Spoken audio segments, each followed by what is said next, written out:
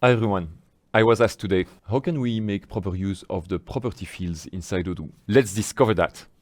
Well, it depends what we are talking about, but if we talk about the property fields that you will find on different objects like the fully customizable property fields, that's maybe the best way you can make some changes and consider using them. Here you know that since version 17 it reaches that, well, the new interface, I think it's even 16.3, but it reaches that point where you go here in the small gear icon and you can click on add properties.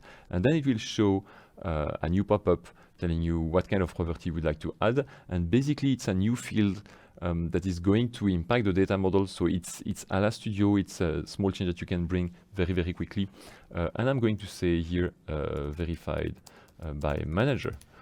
And I'm going to say this one will be a checkbox. And I can save it that way. You see I have my new field that is here, and I can click now that I added that property. You see it's located here. I have new add a property button. By default it's located here on the lead. We'll see how we can find that place later. If I want to change the property here, I can say, for example, extra manager comment right there, and let's say it's a field. That's very good. That's the information that I have.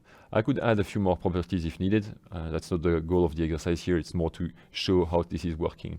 Of course, that is possible to change. I can say blah blah here. I can put some amounts field. You have seen all the type of different fields that I have. Those are the regular ones that I will find inside Odoo. Okay, so doing this, I kind of changed my data model, but in a different way than when I'm adding new fields in Odoo through Studio. With Studio, I'm creating new columns in my model. I'm changing a table in the SQL database. While here, I'm just changing one particular cell with what we call a JSON B type of cell. I'm not going to explain all of that.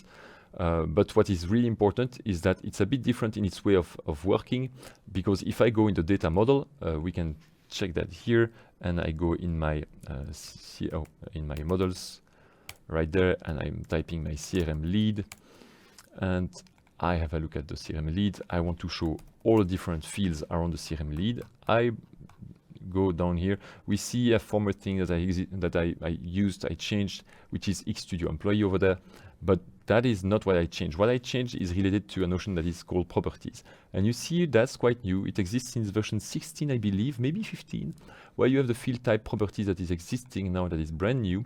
It's a field that will store information in JSON, so you can have a look at what it means in terms of database from different tools that are available like PostgreSQL.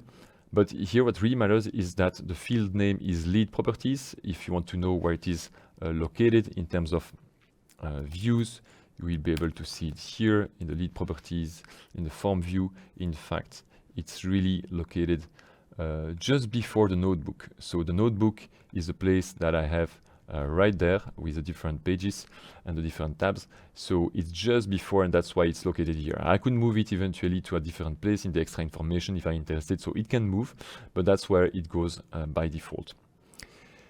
Very important as well, this is the field about the properties on the leads, but you will find different types of properties in different places. If you are interested about that, you can filter on the type of field. And if I filter here, you will see that by default with the database that I have a few properties that exist on employees, on leads, on articles, on lots. So different places where I will get that information. You can create your own. That's a possibility as well. Maybe not through Studio, but through the data model edition feature that you have anyway, even on the SaaS right there.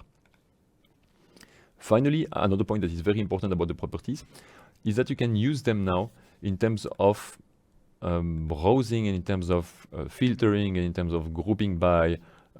It was not possible at the beginning when we started using those properties, but now it is possible. So if you want, you can use here the properties.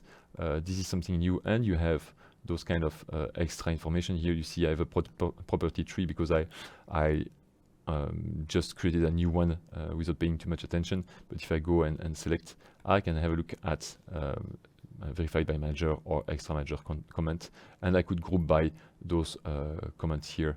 Yeah, you see here it's yes, because I indeed in my pipeline I had different values for that thing. Okay, that's it for the properties.